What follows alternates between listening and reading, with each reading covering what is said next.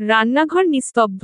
চাপ চাপ আগুনের শব্দ, কড়াইয়ে ভাজা খাবারের মৃদু গন্ধ, এসবের মাঝে যেন এক অদৃশ্য ভারী অনুভূতি ঘুরে বেড়াচ্ছে।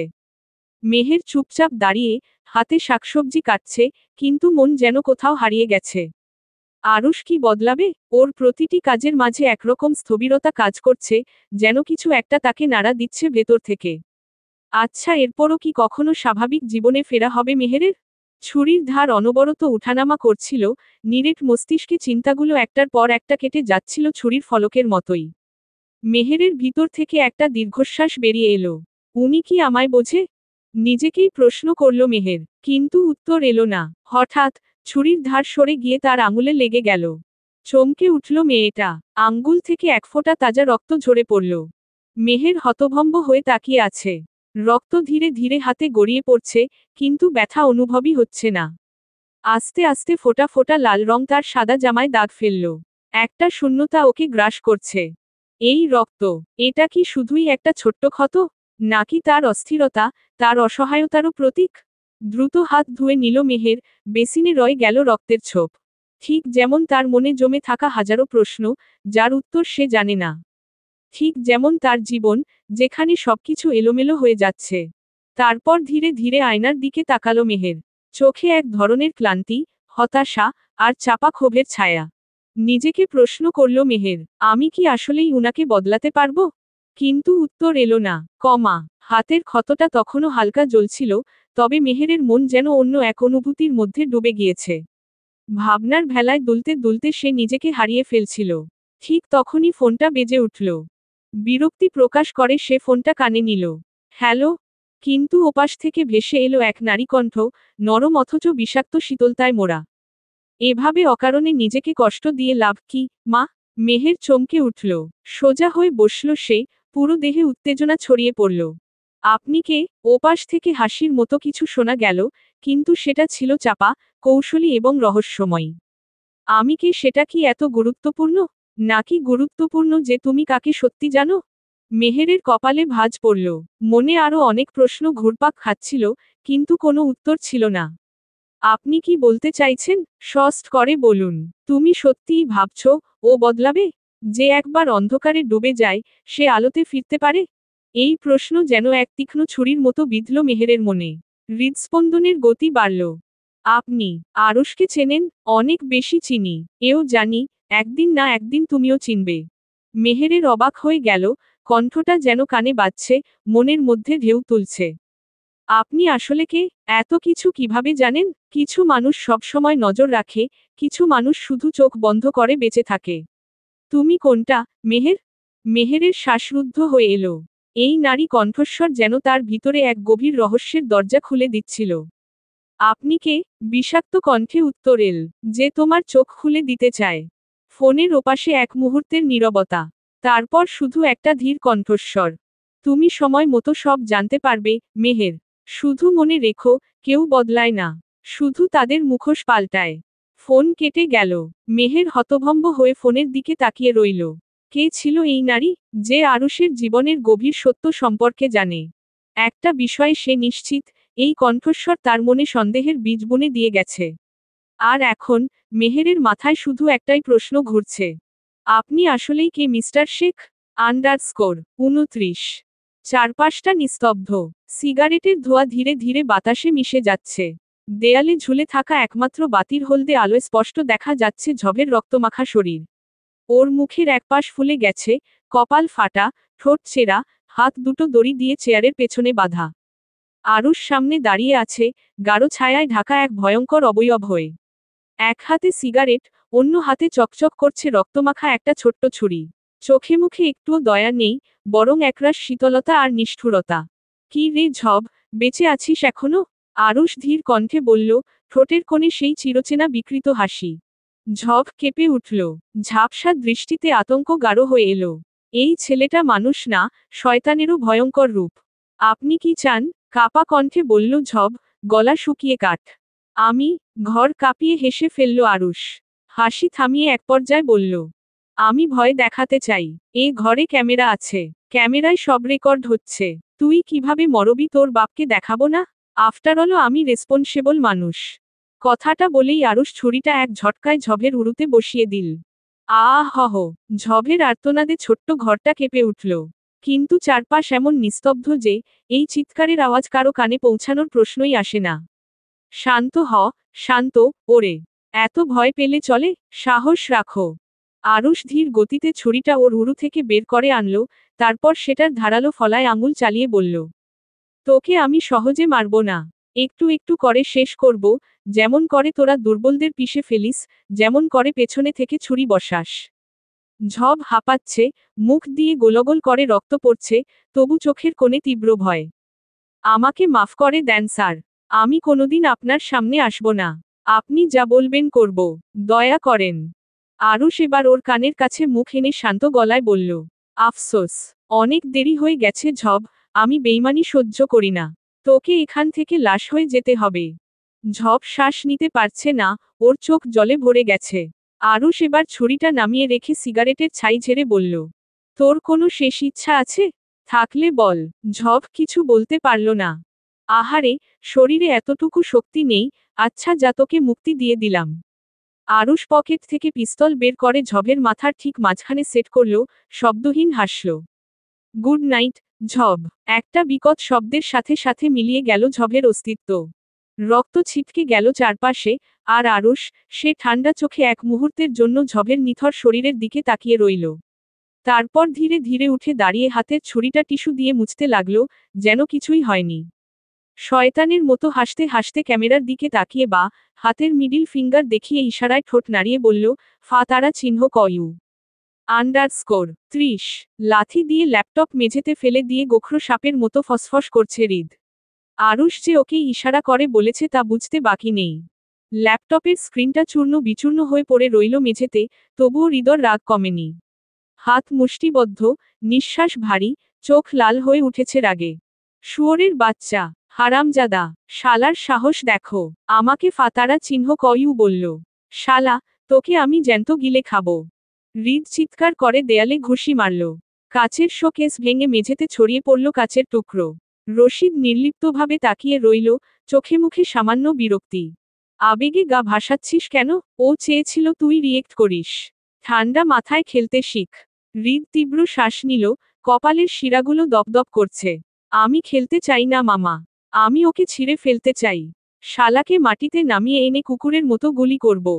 রশিদ খন্দকার ঠান্ডা চোখে হৃদকে দেখল, তারপর সিগারেটের ধোঁয়া ছাড়তে ছাড়তে বলল, তুই কি আসলেই এতটা বোকা?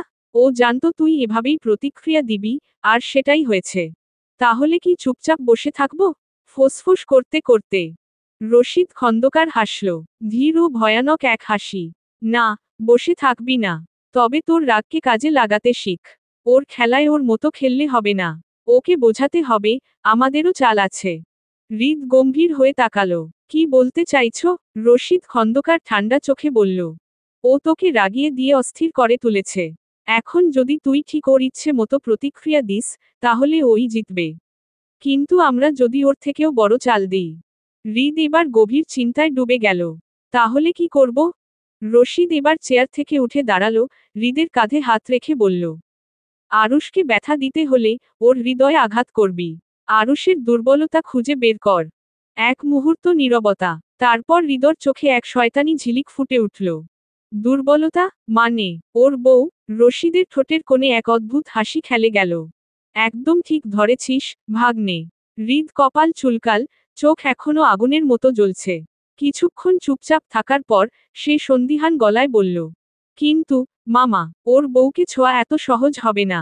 ও তো আরুষের কাছে থাকে সবসময়, আরুষ ওকে পাহারা দিয়ে রাখে। আমি জানি না কিভাবে, কিন্তু ওর চারপাশে সবসময়ই কেউ না কেউ থাকছে। রশিদ হালকা মাথা নাড়ল, যেন এই কথাগুলো সে আগেই জানত। তারপর ধীর, কিন্তু দৃঢ় কণ্ঠে বলল, হ্যাঁ, আমি জানি। মেহেরকে সরাসরি টার্গেট করা বোকামি হবে। আরুষ ওকে পাহারা দেয়, কিন্তু ব্যবসা পাহারা দেয় না। হৃদ এবার ভ্রু কুঁচকে তাকালো, মাথায় কিছু একটা খেলা করছে। তুমি কি বলতে চাইছো? রশিদের ঠোঁটে সেই পরিচিত ঠান্ডা হাসি ফুটে উঠল। আমরা প্রথমে ওর ব্যবসাকে গুড়িয়ে দেব। ওকে অস্থির করে তুলব। একবার যদি ওর দৃষ্টি সরানো যায়, তাহলে মেহের থাকবে অরক্ষিত। তারপর আমাদের হাতের মুঠোয়। হৃদ এবার পুরোপুরি বুঝে ফেলেছে। ওর ঠোঁটের কোণে এক বিকৃত হাসি খেলে গেল। রশিদ সিগারেটটা শেষ টান দিয়ে ফেলে দিল। ততক্ষণে হৃদ চেয়ার টেনে বসেছে, আঙুলগুলো টেবিলের গায়ে আওয়াজ তুলে চলেছে। মাথায় এখন প্রতিশোধ ছাড়া আর কিচ্ছু নেই। শালা আমায় মিডিল ফিঙ্গার দেখালো, এবার দেখাবো আমি খেলা কাকে বলে। রশিদ হালকা হেসে বলল, তাড়াহুড়ো করিস না ভাগ্নে, যুদ্ধ জিততে হলে ধৈর্য ধর। ধাপে ধাপে এগোতে হবে। প্রথম ধাপে ওর সমস্ত আয়ের পথ বন্ধ করতে হবে। ও যেখানে দুর্বল সেখানেই আঘাত করব। হৃদ এবার সত্যি সত্যি কৌতূহলী হয়ে উঠল। সেটা কোন জায়গায়? রশিদ একটা ফাইল টেবিলের উপর রাখল। হৃদ দ্রুত পৃষ্ঠা উল্টাতে লাগল। ওর চোখ চকচক করছে। ওয়েল প্লেড, মামা। ওর বেশিরভাগ ইনকাম আসে আন্ডারগ্রাউন্ড বিজনেস থেকে, আমি জানতাম। কিন্তু এখানে একটা নতুন জিনিস দেখতে পাচ্ছি। রশিদ শান্ত গলায় বলল, ওর কিছু বৈধ ইনভেস্টমেন্টও আছে, যা কভার হিসেবে কাজ করে। আমরা সেগুলোর শিকড় কেটে ফেলব, যাতে বৈধ অবৈধ দুই দিক থেকেই ক্ষতি হয়। হৃদ এক মুহূর্ত চুপ থেকে বলল, মানে ওকে আমরা চারদিক থেকে চাপ দেব, যাতে পালানোর রাস্তা না থাকে? রশিদ হাসল, চোখের কোণে এক ভয়ানক উচ্ছ্বাস। এই তো বুদ্ধি খুলছে ভাগ্নের। হৃদ গভীর চিন্তায় ডুবে গেল। কয়েক সেকেন্ড পর জিজ্ঞেস করল, তাহলে প্রথমে কি করব? রশিদ ঠান্ডা গলায় উত্তর দিল, ওর একটা বড় ডিল আসছে। আমরা সেটাকে গিলে ফেলব। হৃদ এবার হেসে উঠল, ভয়ানক রকমের উন্মাদ হাসি। শালা বুঝতেই পারছে না, ওর জীবনের সবচেয়ে বড় ভুলটা করে ফেলেছে। হৃদ ফাইলটা বন্ধ করল, চোখে খেলা করছে দুঃসাহসিকতা। সে সোজা হয়ে বসে রশিদের দিকে তাকালো। তাহলে ডিলটা ধরতে হবে, মামা। যেভাবেই হোক। কিন্তু আরুষ কোনো ডিল হুট করে ফাইনাল করে না। শালার মাথা শয়তানের মতো কাজ করে। রশিদ ঠান্ডা হেসে বলল, এজন্যই তুই এখানে আছিস। আরুষ বিশ্বাসঘাতকতা পছন্দ করে না, কিন্তু টাকার লোভ অনেককেই নষ্ট করে দিতে পারে। হৃদ ভ্রু কুঁচকে বলল, মানে? রশিদ এক গ্লাস পানি নিয়ে ঢকঢক করে খেল, তারপর ঠান্ডা কণ্ঠে বলল, আরুষের ডিল যেখানে হবে, তার মধ্যে একজন থাকবে আমাদের লোক। তুই চিন্তা কর, যদি ঠিক ডিলের দিন ওর একজন বিশ্বাসযোগ্য লোক আমাদের হয়ে কাজ করে। তাহলে? হৃদ এবার পুরো ব্যাপারটা বুঝে ফেলল। ঠোঁটের কোণে ফুটে উঠল এক শয়তানি হাসি। আরুষের মধ্যে থেকেই একটা গুটি খুঁজতে হবে, তাই না? রশিদ আরও এক ধাপ এগিয়ে বলল, শুধু গুটি না, এমন কাউকে ধরতে হবে যে বাধ্য হবে আমাদের কথা শুনতে। ভয়, টাকা বা কোনো গোপন দুর্বলতা, কিছু একটা ধরে টানতে হবে। হৃদ চেয়ার থেকে উঠে দাঁড়ালো, গলায় উত্তেজনা স্পষ্ট। আমি লোক খুঁজে বের করব। আর ততক্ষণে তুমি বলো, ডিল কোথায় হবে? রশিদ একটা নোটপ্যাড খুলল, ভেতর থেকে ছোট্ট কাগজ বের করে টেবিলে রাখল। এটা আরুষের ডিল লোকেশনের সম্ভাব্য লিস্ট। সব কনফার্ম হয়নি, কিন্তু আমাদের লোকজন নজর রাখছে। হৃদ কাগজটা তুলে চোখ বুলিয়ে নিল, তারপর মুচকি হেসে বলল, আরুষ ভাবতেও পারবে না, তার সাম্রাজ্যের ভিত নড়বড়ে হয়ে যাচ্ছে। এবার তো শালা সত্যিকারের খেলাটা দেখবে। সত্যিকারের খেলা তো এখনো শুরুই হয়নি, ভাগ্নে। আরও প্ল্যান আছে মামা? উত্তেজিত কণ্ঠে রশিদ আস্তে আস্তে মুখ ফিরিয়ে আবার বলতে শুরু করল, ওর গোপন শক্তির উৎস কোথায়? ওর ব্যবসায়। আর ব্যবসার প্রাণ হলো সরবরাহ। আমরা যদি ওর ব্যবসার মূল কেন্দ্রটাই ধ্বংস করে দিই, তাহলে? হৃদ এক মুহূর্ত থমকাল, তারপর ধীরে ধীরে ওর ঠোঁটে এক বিকৃত হাসি ফুটে উঠল। আরুষের গোদাম? রশিদ মাথা নেড়ে বলল, ঠিক তাই। আরুষের মালপত্রের সবচেয়ে বড় স্টোরেজ ওখানেই। অস্ত্র, ড্রাগ, কন্ট্রাক্ট পেপার, সবকিছু। আমরা যদি সেটা উড়িয়ে দিই, তাহলে ওর ব্যবসা এক ধাক্কায় অনেকটা পিছিয়ে যাবে। হৃদ মুষ্টি শক্ত করল, চোখে উন্মত্ত ঝলক। তাহলে দেরি কেন? আমি লোক রেডি করি। রশিদ হাত তুলে থামিয়ে দিল। না, হৃদ, বেশি উত্তেজনা নয়। আমাদের পরিকল্পনা নিখুঁত হতে হবে। আগুন লাগবে এমনভাবে, যাতে আপাতদৃষ্টিতে মনে হয় দুর্ঘটনা, কিন্তু আরুষ জানবে আসলে তা আমাদের কারসাজি। হৃদ গভীর মনোযোগে শুনছিল কথাগুলো। রশিদ একটু থেমে বলল, আমরা ওর সবচেয়ে গুরুত্বপূর্ণ চালান আসার দিনটা বেছে নেব। সেদিন ওর গুদামে তখন মাল ঠাসা থাকবে। একবার আগুন ধরলে, শুধু মালই যাবে না, আরুষের প্রেস্টিজও শেষ হয়ে যাবে। হৃদ এবার সম্পূর্ণ বুঝে গেছে। ওর চোখ জ্বলজ্বল করছে। আরুষ ভাবছে, ও রাজা।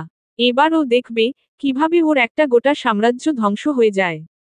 রশিদ এবার সত্যিকারের শিকারীর মতো হেসে বলল, এবার খেলা শুরু হোক ভাগ্নে। _31। ঝভের নিথর দেহটা পড়ে আছে রক্তমাখা মেঝেতে। সিগারেটটা শেষ করতে করতে একটা দীর্ঘ নিঃশ্বাস ফেলল। একবার ঘরের চারপাশে তাকালো। ঝভের চোখগুলো এখনো বিস্ফোরিত, যেন মৃত্যুর আগেও বিশ্বাস করতে পারেনি যে তার মৃত্যু এত সামনে ছিল। তুই তো এখনো কিছুই বুঝিস না রে ঝভ। নিজের মনে ফিসফিস করে বলল আরুষ, ঠোঁটের কোণে সেই চিরচেনা বিকৃত হাসি। তারপর সে ধীর পায়ে ঘর থেকে বেরিয়ে এলো। চারপাশে ছায়ার মতো কিছু মানুষ দাঁড়িয়ে ছিল, ওদের কারো মুখে কোনো আবেগ নেই। ডেডাবডিটা এখনই গায়েব করে ফেলো। কোনো ট্রেস রাখা যাবে না। যেমন আদেশ বসো। আরুষ মাথা নাড়ল, তারপর এক মুহূর্তের জন্য থেমে বলল, ওরা কি করছে এখন? একজন এগিয়ে এসে বলল, রশিদ খন্দকার এখনো ধরা দিচ্ছে না বসো। ওর লোকজনও নড়েচড়ে বসেছে। নতুন কোনো প্ল্যান কষছে। আরুষ চোখ সরু করল, ঠান্ডা কণ্ঠে বলল, দৌড়াতে দাও, আমার শিকারকে আমি দৌড়ানোর সুযোগ দিই, যাতে ভয় আস্তে আস্তে চূড়ান্ত পর্যায়ে পৌঁছায়। লোকগুলো একসঙ্গে মাথা ঝাঁকাল। এরপর আরুষ গাড়ির দিকে এগিয়ে গেল, দরজা খুলে বসে স্টার্ট দিল। ফোন বের করে আরেকটা নম্বরে ডায়াল করল। মেহের এখন কি করছে? ওপাশ থেকে একটা গম্ভীর কণ্ঠ জানালো, ম্যাডাম ঘুমিয়ে পড়েছেন। তবে দুপুর থেকে বেশ চিন্তিত লাগছিল, কিছু একটা যেন বোঝার চেষ্টা করছিলেন। আরুষের ঠোঁট বাঁকা হাসিতে ঠোঁট সাজালো। ভালো, ও ভাবুক। ও যত বেশি ভাববে, তত বেশি আমাকে জানার চেষ্টা করবে, আর ও যত বেশি আমাকে জানবে, তত বেশি আমাকে ছাড়তে পারবে না। একটা তীব্র শীতলতা নেমে এলো আরুষের কণ্ঠে। গাড়ির স্পিড বাড়ল। রাতের শহর আলো আধারিতে ঢাকা, কিন্তু কোথাও কোথাও এমন অন্ধকার আছে যা শুধু ছায়ার মতো থেকে যায়, ঠিক যেমন রশিদ খন্দকার।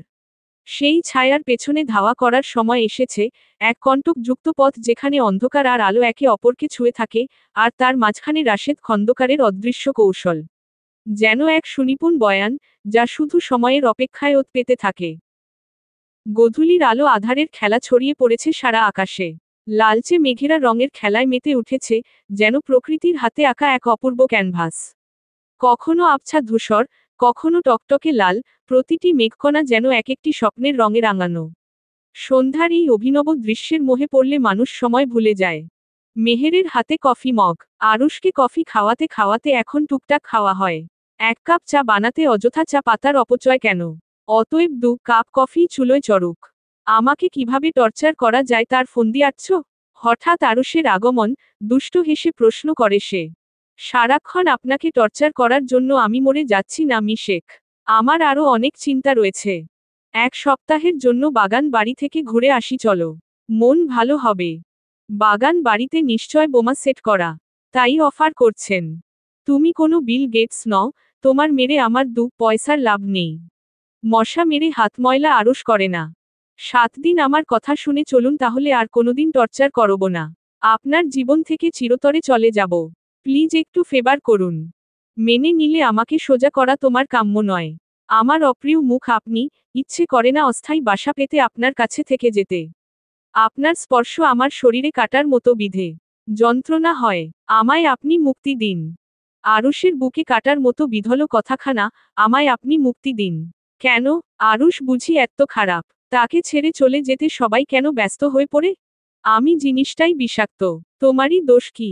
একসাথে থাকতে থাকতে কুকুর বিড়ালের উপর মায়া জন্মা সম্ভব, কিন্তু আমার উপর না। বাবা ছাড়া এই পৃথিবীতে সবার চোখে আমি ঘৃণিত। একটা বার চেষ্টা করে দেখুন না ভালো হওয়ার। সবাই আপনাকে শ্রদ্ধা করবে, ভালোবাসবে। অন্যের জন্য আমি কেন আমায় বদলাতে যাব? যে আমায় ভালোবাসার আমার যেকোনো অবস্থায়ই বাসবে। জেদ কখনোই কারো জীবনে সুফল বয়ে আনে না। কোনো সুফল আমার চাই না। খারাপ ছেলেদের জীবনে কখনো শুভ কিছু হয় না। তারা চায় না বলেই হয় না। কে বলেছে আপনি খারাপ? উদ্ধৃতি চিহ্ন। খারাপ বলেই তুমি আমার থেকে মুক্তি চাও, চলে যেতে চাও। আমি খারাপ বলেই তো কেউ আমায় নিজের মনে আশ্রয় দিল না। বিদ্রূপের স্বরে, আপনি চান আমি থেকে যাই? আমার চাওয়া বা না চাওয়ায় তোমার ডিসিশন বদলাবে না মেহেরজান। তাড়াতাড়ি বাবার মনের মতো হয়ে উঠুন। কথা দিচ্ছি আমার শাসন মুক্ত জীবন পাবেন। ভালো থাকবেন, সুস্থ জীবন লিড করবেন। আপনাকে শুনতে হবে না মি অমানুষ ডাক্তার। আর যদি ভালো না হই, আমার বউ হয়ে থাকবে সারাজীবন আমার কাছে। উদ্ধৃতি চিহ্ন। না, যাকে ঘৃণা করা হয় কখনোই তার সাথে ঘর করা যায় না। তাহলে তুমি আমার ভালো চেয়েও না মেহেরজান, প্রার্থনা করো আরুষ ধ্বংস হয়ে যাক। স্মিত হেসে কাউকে ভালবাসলে তার খারাপ চাওয়া যায় না মিস্টার শেখ। ক্ষতি চাওয়া যায় না। মনে মনে আপনার জীবন আলোময় হোক, যা আমি শুরু থেকে চেয়েছি। মেহের চলে আসে সেখান থেকে। আরুষ ঠায় দাঁড়িয়ে থাকে ছাদে। আমি সেই ভালো কখনো চাই না, যে ভালোতে তুমি থাকো না মেহেরজান। উদ্ধৃতি চিহ্ন। চুক্তি শেষে মুক্তি আসে। বুকের ভেতর দুঃখ হাসে। একজন আসক্ত হয় নতুন মানুষে, আর অন্যজন কেবল দুঃখ পোষে। তার কখনো অন্য পথে হাঁটা হয় না। সে কখনো নতুন মানুষ খুঁজে দেখে না। সে অনুভব করে পুরনোতে মায়া বাড়ে। নিজের অস্তিত্ব বিলীন হলেও ভোলা যায় না তারে। যে মানুষের ভেতর জুড়ে একটা তুমিময় তুমি থাকে, সেই মানুষ কি আর নতুন করে ভিন্ন তুমি আঁকে? তার কাছে যে পুরনো মানে কেবল মায়ার খোঁজ। নতুন নতুন স্নায়ুর ভেতর তাকে খুঁজে পাওয়া রোজ। লেখা আরাফাত রহমান। সন্ধ্যা নেমে চারিদিকে অন্ধকার ঘনিয়ে এসেছে। এই অন্ধকার আরুষের জীবনেও ঘনিয়ে আসবে হঠাৎ একদিন। অমানুষ বলে কে ডাকবে মেহের চলে গেলে? কে বহুপদী রান্না করে খাওয়াবে, বাজে অভ্যাস ঘুচাতে করা শাসন করবে, শাস্তি দিবে, কেই বা নামাজ পড়তে কঠিন তাগিদে রাখবে? এত সব কি মেহের ছাড়া আর অন্য কারোর দ্বারা সম্ভব? মেহেরকে সে বোধ হয় ভালোবাসে না, কিন্তু ভালোবাসার চেয়েও বেশি চায়। থাকতে চায় সারাজীবন মেয়েটার করা শাসনে, আমৃত্যু পাশে চায় ছায়ার মতো। মেহের যে আরুষের জীবনের এক প্রহর নেশায় আটকে গেছে। এই নেশা কি ছাড়ানো কখনো সম্ভব? সম্ভব হলেও যে চায় না আরুষ। ওর মনে যে কথাগুলো ঘুরপাক খায় তা কি মেহের কবু জানতে চায়? মেহের কি তাকে ক্ষমা করতে পারে ভুল করে হলেও? ঘৃণা ব্যতীত কি আর কোনো অনুভূতি নেই ওর মনে? নিষ্ঠুর মায়ের মতন মেহেরও তাকে ছেড়ে চলে যাবে? চলেই যখন যাবে কেন অবাধ্য নেশায় তাকে বাধা হলো? কেন দুঃখী ছেলেটা এই জীবনে কেন নারীর ভালোবাসা পেল না? দুপুরের আলো জানালা দিয়ে ঘরে ছড়িয়ে পড়েছে। নরম সোনালি আলো আলমারির গায়ে পড়ে উজ্জ্বলতা ছড়াচ্ছে। বাইরে থেকে ভেসে আসছে গাড়ির হর্ন আর দূরের কোনো পাখির ডাক। মেহের আয়নার সামনে দাঁড়িয়ে চুল আঁচড়াচ্ছিল, হঠাৎ ওর চোখ পড়ল আলমারির দিকে। ভেতরে এলোমেলো জামাকাপড় ছড়িয়ে ছিটিয়ে আছে। সে বিরক্তির সহিত দীর্ঘশ্বাস ফেলল।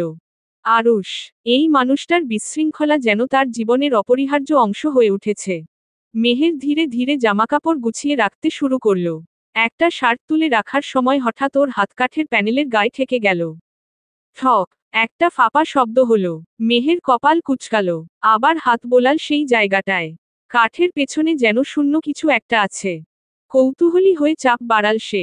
খট, একটা গোপন ফটক খুলে গেল। মেহের বিস্মিত হয়ে তাকিয়ে রইল সেদিকে।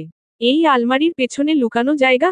সে ধীরে ধীরে ফাঁক দিয়ে উকি দিল, আর তখনই দেখতে পেল একটা ছোট্ট লকার, নিখুঁত ধাতব বাক্স, যেটা বাইরে থেকে দেখলে বোঝাই যাবে না।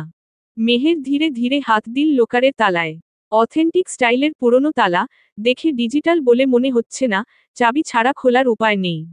সে সাবধানে তালা ঘুরিয়ে দেখার চেষ্টা করল, কিন্তু শক্তভাবে আটকানো। তার ভেতরটা কেমন জানি ছমছম করে উঠল। এই লকার আরুষের? কি আছে এতে? মেহের আবার তালা ঘোরানোর চেষ্টা করল, কিন্তু কিছুতেই খুলছে না। তবে একটা ব্যাপার নিশ্চিত, এই লকারে এমন কিছু লুকিয়ে রাখা হয়েছে যা আরুষের জন্য গুরুত্বপূর্ণ। হয়তো এটা খুলতে পারলে রহস্যের জাল অনেকটা ছিঁড়ে ফেলা যাবে। দুপুরের আলো ঘরময় ছড়িয়ে থাকলেও মেহেরের মন অন্ধকারে ডুবে আছে। মেহের স্থির চোখে লোকারের দিকে তাকিয়ে রইল। তবে এত সহজে ছেড়ে দেওয়ার প্রশ্নই আসে না। এখন তার একটাই লক্ষ্য, এই লকার খুলতে হবে। ওর চোখে একরকম জেদ ফুটে উঠল। মেহের ধীরে ধীরে চারপাশে তাকালো, সম্ভাব্য কোনো চাবি বা সূত্রের খোঁজে। আলমারির তাক, বিছানার নিচ, টেবিলের ড্রয়ার, সব কিছু খুঁটিয়ে দেখল। কিন্তু কিছুই নেই। কপালে ভাঁজ পড়ল মেহেরের। আরুষ এতটাই বুদ্ধিমান যে কোনো প্রমাণই রাখেনি? কোথায় যেন শুনেছে অপরাধী যতই বুদ্ধিমান হোক না কেন কোথাও না কোথাও প্রমাণ ঠিক ফেলে যায়। আরুষের ফেলা প্রমাণ কোথায়? মেহের কিছুক্ষণ স্থির দাঁড়িয়ে থাকল, মাথার ভেতর চিন্তা ঘুরপাক খাচ্ছে।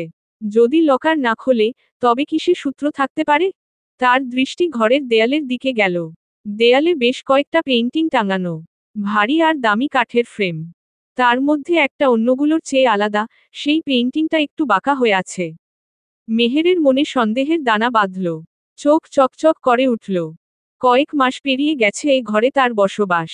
অথচ খেয়াল করেনি। নিজেকে মনে মনে বোকা উপাধি দিয়ে সে দ্রুত পেইন্টিংয়ের সামনে গিয়ে ফ্রেমটা শক্ত হাতে ধরে তুলল। তারপর ধীরে ধীরে পেছনে সরাল। নিঃশ্বাস আটকে গেল ওর। পেইন্টিংয়ের পেছনে ছোট্ট একটা ফাঁক। আর সেই ফাঁকের মধ্যে গুজে রাখা আছে একটা পুরনো চামড়ার বাঁধাই ডায়েরি। ডায়েরি। মেহের দ্রুত সেটার দিকে হাত বাড়াল। ধুলোর স্তূপ জমে আছে, স্পর্শ করতেই বোঝা যায় অনেক পুরনো। মেহের ডায়েরিটা হাতে নিয়ে দ্রুত বিছানায় বসল। হাতের তালুতে অস্বাভাবিক ঠান্ডা অনুভূত হচ্ছে, যা শরীরের উত্তেজনার বহিঃপ্রকাশ। ডায়েরির পাতা উল্টানোর আগেই তার বুক ধক করে উঠল। এতে কি আছে? কি এমন লেখা আছে, যা এতদিন ধরে লুকিয়ে রাখা হয়েছে? মেহেরের আঙুল ডায়েরির পাতার ওপর জমে গেল। পাতাগুলো পুরনো, হলুদ হয়ে গেছে অনেক জায়গায়, যেন কেউ বহু বছর ধরে এটাকে লুকিয়ে রেখেছিল। কলমের কালি কিছু জায়গায় নিষ্প্রাণ হয়ে ছড়িয়ে পড়েছে, কিছু জায়গায় লেপ্টে গেছে, আবার কিছু জায়গায় অস্পষ্ট হয়ে গেছে। প্রথম পাতায় কোনো নাম নেই, শুধু এলোমেলো আঁকিবুকি। ছোট্ট বাক্য, তুমি সবচেয়ে জঘন্য মা। নিচে আরও লেখা, এত বড় দুনিয়া অথচ আমি একা। পাতা উল্টাতে উল্টাতে তার কাঁধে একটা অদৃশ্য ভার চাপতে লাগল। নতুন মা, ও খুব খারাপ। এরপর একটার পর একটা পাতায় অদ্ভুত আঁকিবুকি। কখনো বিশৃঙ্খল রেখা, কখনো মানুষের চোখ, কখনো মুখহীন ছায়ামূর্তি। আর কিছু জায়গায় শুধু কালো দাগ, যেন কেউ প্রচণ্ড রাগে বারবার কলম চেপে ধরেছে। মেহেরের হাত বরফের মতো ঠান্ডা হয়ে এলো। ধীরে ধীরে আরও পাতা উল্টাল। পরপর কয়েকটা পাতা ফাঁকা। এরপর সস্ত করে কিছু লেখা। এই লেখাটা আগের লেখাগুলোর তুলনায় নতুন। বোঝা যায়, এটা পড়ে লেখা হয়েছে। মেহের আঙুল ধীরে ধীরে সেই পাতায় স্পর্শ করল।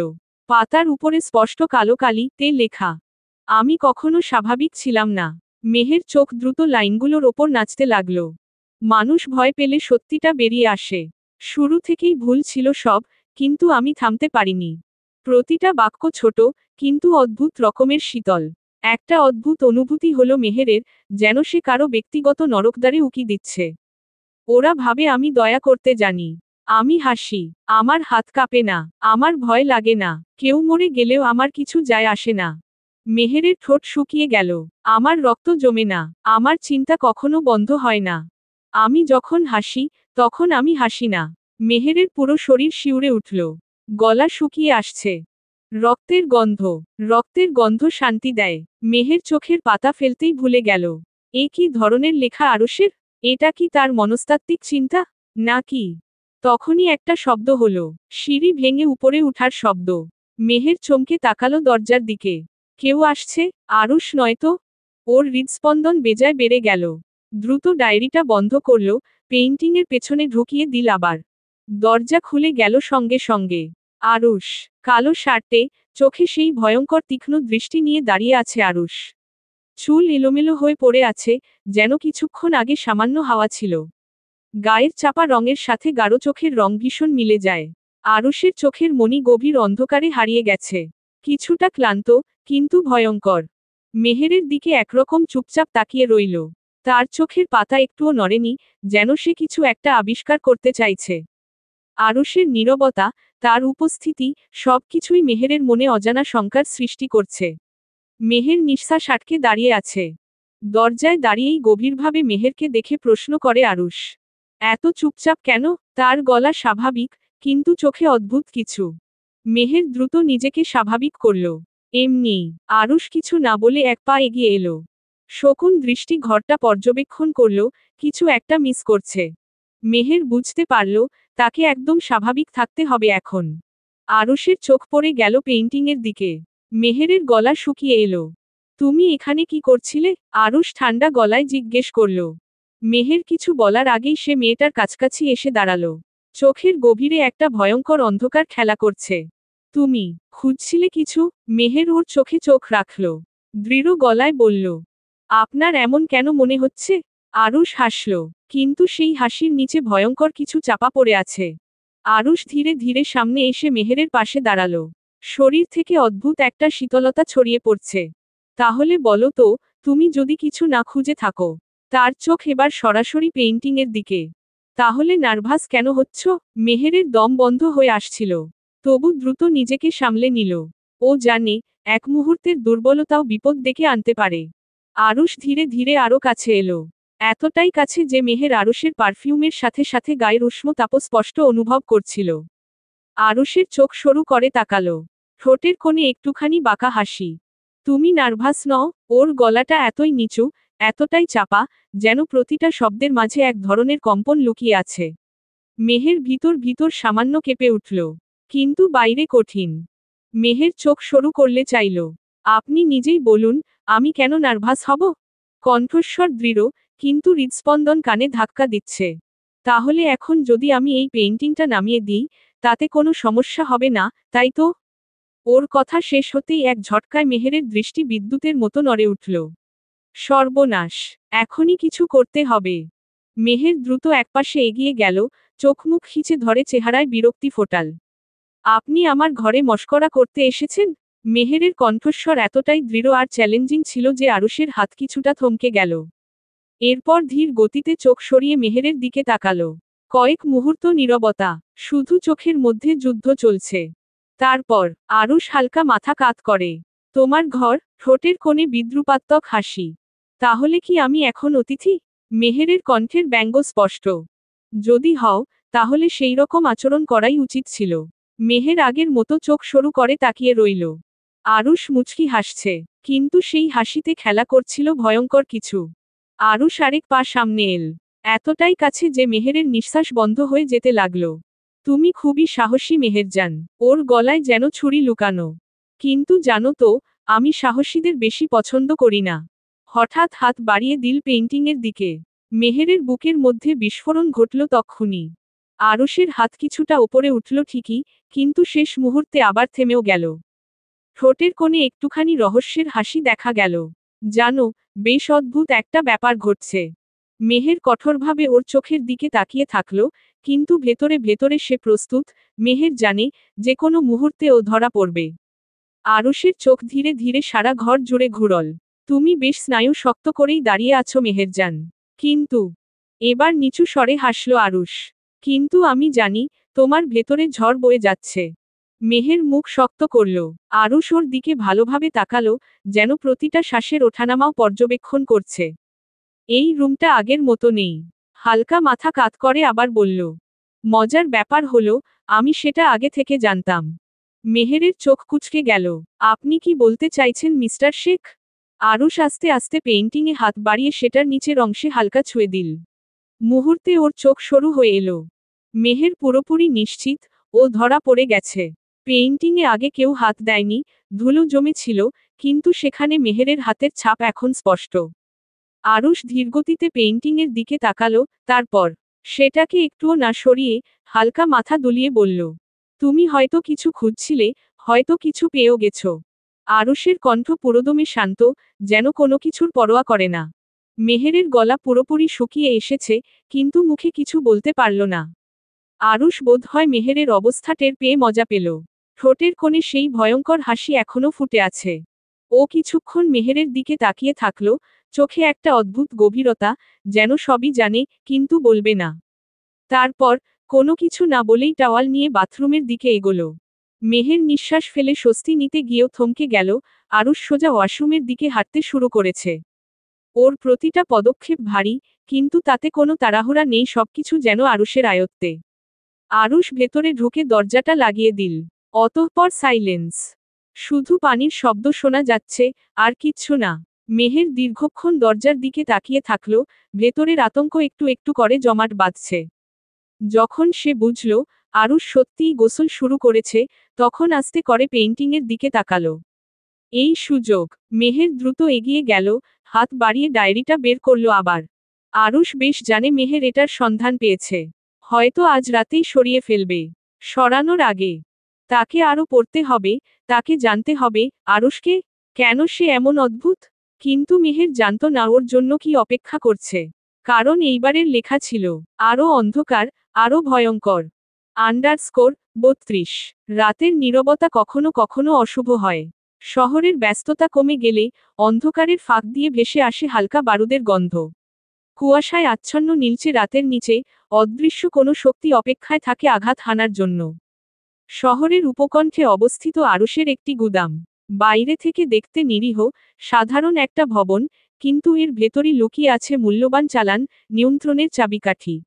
এখান থেকেই সরবরাহ হয় তার ব্যবসার এক গুরুত্বপূর্ণ অংশ। ঘড়ির কাঁটা রাত 2টোর ঘরে পৌঁছানো মাত্রই বাতাস ভারী হয়ে উঠল। নিরাপত্তা ক্যামেরার লাল বিন্দুগুলো হঠাৎ নিস্তেজ হয়ে গেল।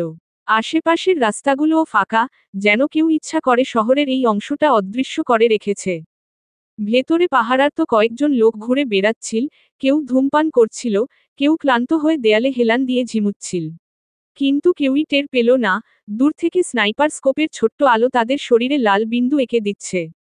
একটি নিঃশব্দ কমান্ড, এগিয়ে যাও। পরের মুহূর্তেই বুম! প্রথম বিস্ফোরণটা রাতের নিস্তব্ধতায় ছেদ করল। পুরো এলাকা কেঁপে উঠল, গাছে গাছে বসা পাখির ঝাঁকেরা ভয়ে উঠাল দিল।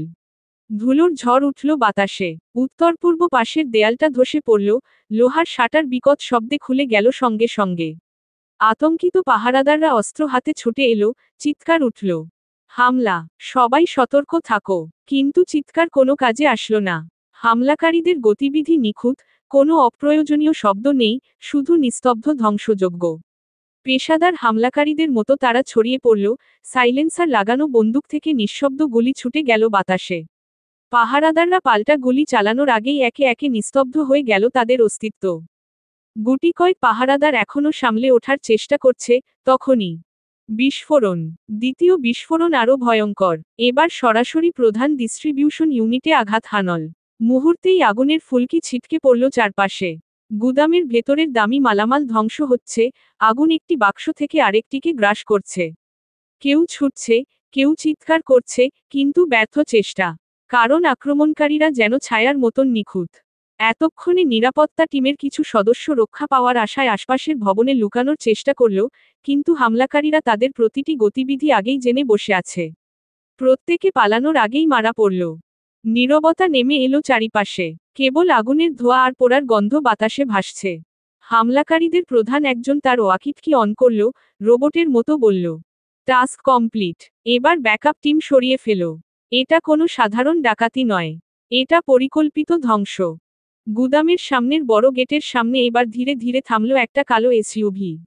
জানালার কাঁচ নামল ধীরগতিতে। ভিতর থেকে বেরিয়ে এলো একজন পুরুষ মূর্তি।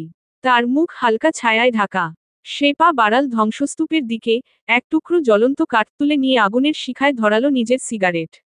ধোঁয়ার কুণ্ডলি ছড়িয়ে পড়ল বাতাসে, সেই সাথে তার ঠোঁটেও তৃপ্তির হাসি। শুরুটা সুন্দর, আর শেষ শেখ পরিবারের ধ্বংসে।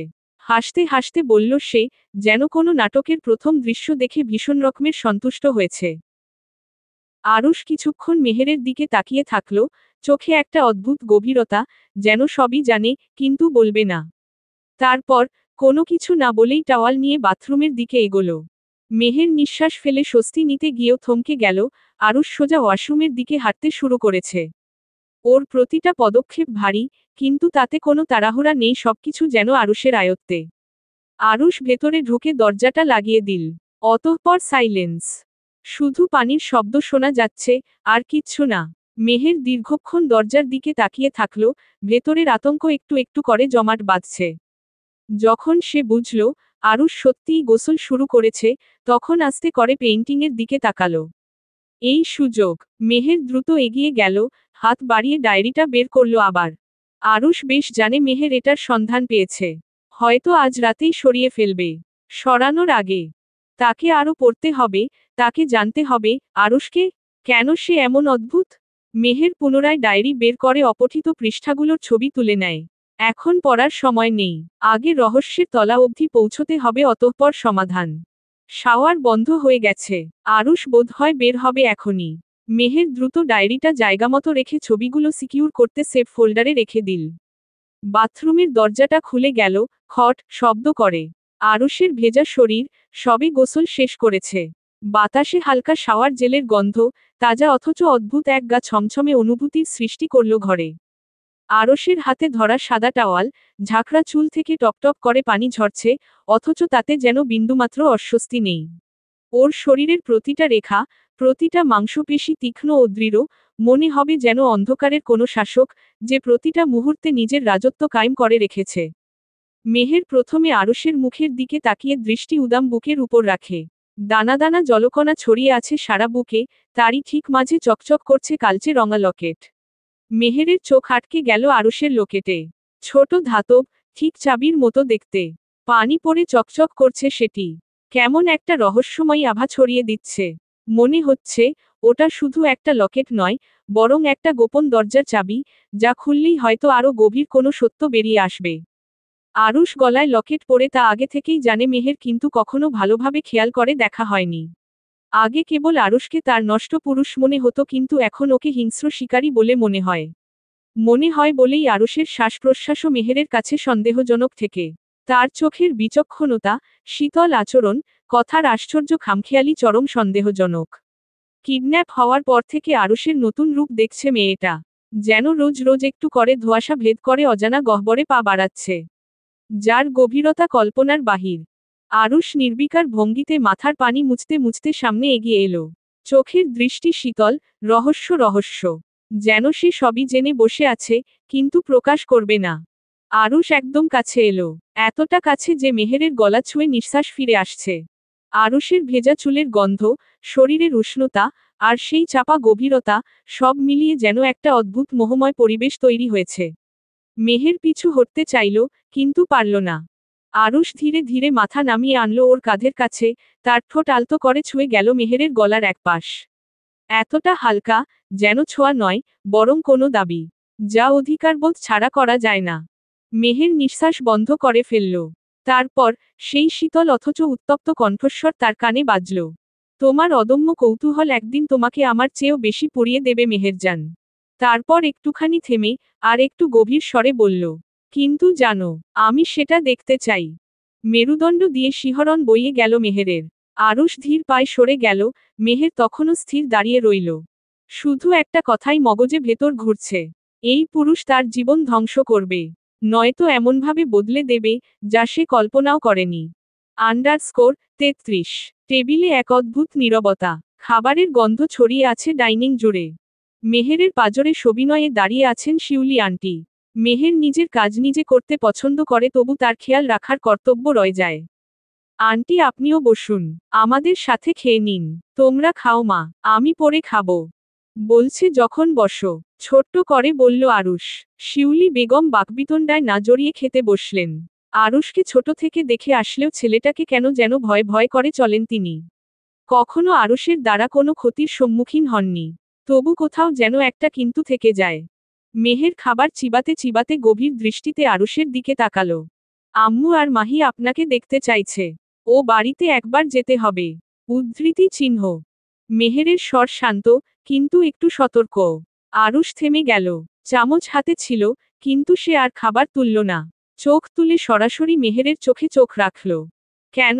মেয়ের বিয়ে হয়েছে 3 মাস হতে চলল, এখনো মেয়ে জামাই দেখেনি।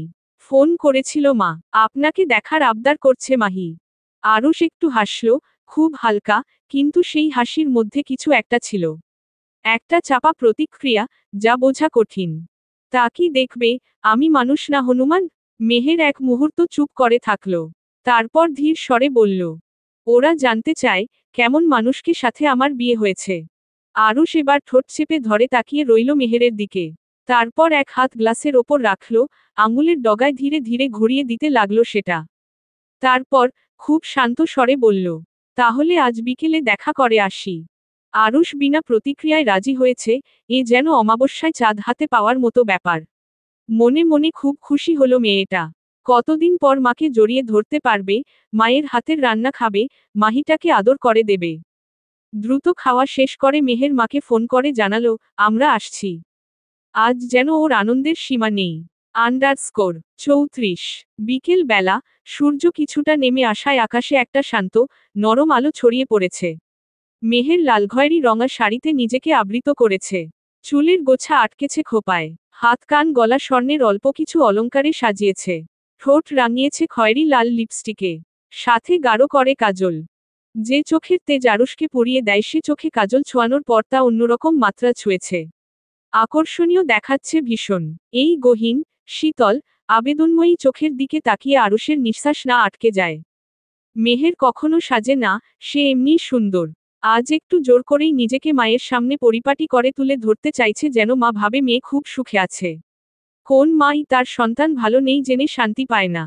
ঝটপট তৈরি হয়ে মেহের আরুষের সঙ্গে গাড়িতে উঠল, মন ভীষণ ফুরফুরে। মনে হচ্ছিল, এই সফর কোনো সাধারণ সফর নয়, বরং পিকনিক। গাড়ির জানালা নামানো। বাহিরের দৃশ্য ম্লান হয়ে যাচ্ছে। আরুষের মুখে ঠান্ডা, অপ্রকাশিত হাসি। সেদিকে এক পলক তাকিয়ে মেহের চোখ সরিয়ে নেয়। আরুষ ড্রাইভ করতে করতে তার দিকে না তাকিয়ে জিজ্ঞেস করল, আজ তোমার বিয়ে, লাল টুকটুকে বউ সেজে বসে আছো কেন?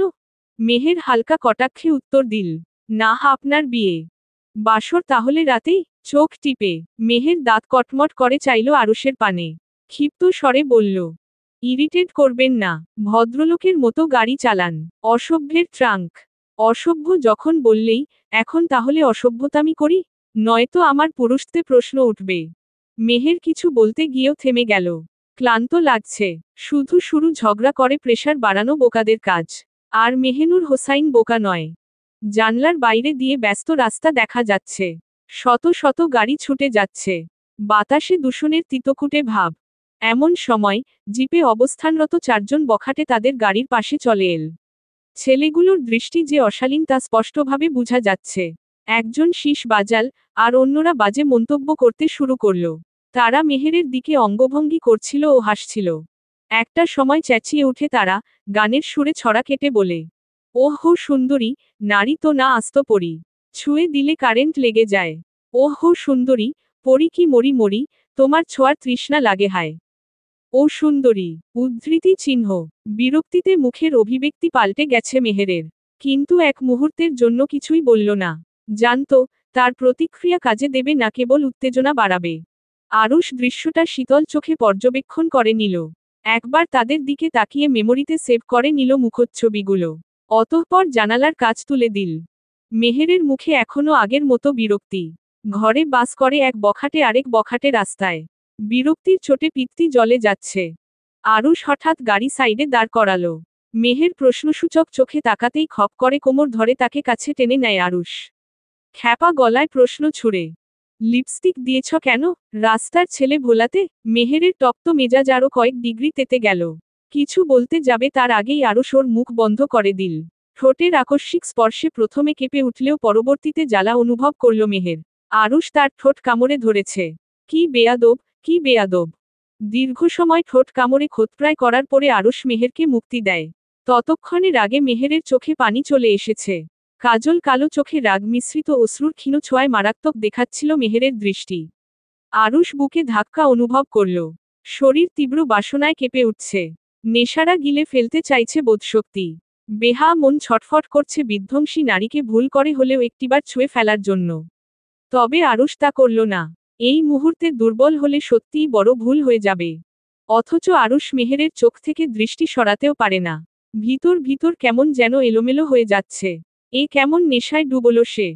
তোমার লাল ঠোঁট চাই, প্রতিবার কামড়ে রক্ত লাল করে দেব। স্বামীর আদর ছাড়া এ রঙের লিপস্টিক পৃথিবীর কোথাও কোটি টাকা দিয়ে কিনতে পারবে না। আর কখনো যেন ওই ঠোঁটে লিপস্টিক না লাগে। জাস্ট কামড়ে নাই করে ফেলব। কঠোর গলায়, আপনার সাহস তো কম নয়। আমার ঠোঁট আমি যা খুশি করব, দরকারে অ্যাসিড দিয়ে ঝলসে দেব। তাতে আপনার কি? গোটা তুমিটাই আমার, তোমার সারা শরীর জুড়ে শুধু আমার দখলদারি। অথচ তুমি প্রশ্ন করছো আমার কি? উদ্ধৃতি চিহ্ন। আপনি আমায় কিনে রাখেননি। আমার স্বাধীনতা আছে, ততটুকুই যতটুকু আমি তোমায় দিয়েছি। বলেই আরুষ গাড়ি থেকে বেরিয়ে গেল। কোথায় গেল বলে গেল না। মেহেরও জানতে চাইল না। চুলোয় যাক ব্যাটা লুচ্চা।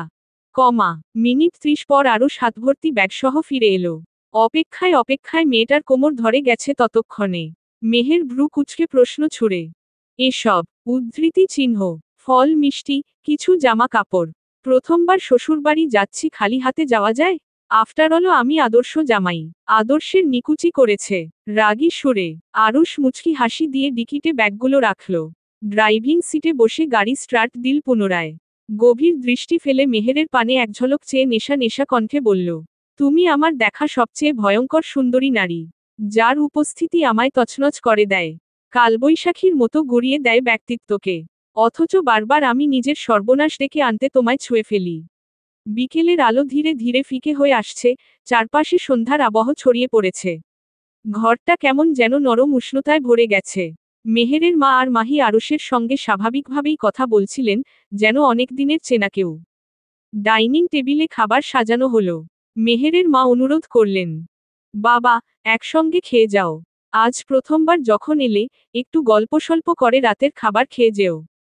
মাহিও পাশে বসে অনুরোধ করল। ভাইয়া, আজ রাতটা থেকে যাও না? আম্মু নিজ হাতে রান্না করেছে, তোমার খেতেই হবে। আরুষ একটু ইতস্তত করল। থাকা তার স্বভাব নয়, অথচ মেহেরের দৃষ্টি তার দিকে পড়তেই সে বুঝল, না, বলা সহজ হবে না। মেয়েটার চোখে এক ধরনের অনুচ্চারিত অনুরোধ, যা সে প্রকাশ করবে না, তবু বোঝা যায়। একটা দীর্ঘশ্বাস ফেলে শেষমেশ সে বলল, আচ্ছা, খেয়ে যাব, কিন্তু থাকা হবে না শালাবাবু। ভাইয়া আবার আসবো। এবার আসলে পাক্কা থাকবো, প্রমিস। গাল টেনে। মেহের মুখে কিছু বলল না, কিন্তু ওর ঠোঁটের কোণে একটা প্রশান্তির নীরব হাসিরেখা দেখা গেল। আরুষের এতটুকু কথাই মন চাওয়ার বেশি পেয়েছে। সন্ধ্যার আলো নিভু নিভু, পশ্চিমের আকাশে রক্তিম আভা ছড়িয়ে পড়েছে। মেহেরের বারান্দায় দাঁড়িয়ে ছিল আরুষ, এক হাতে সিগারেট, অন্য হাতে মোবাইল।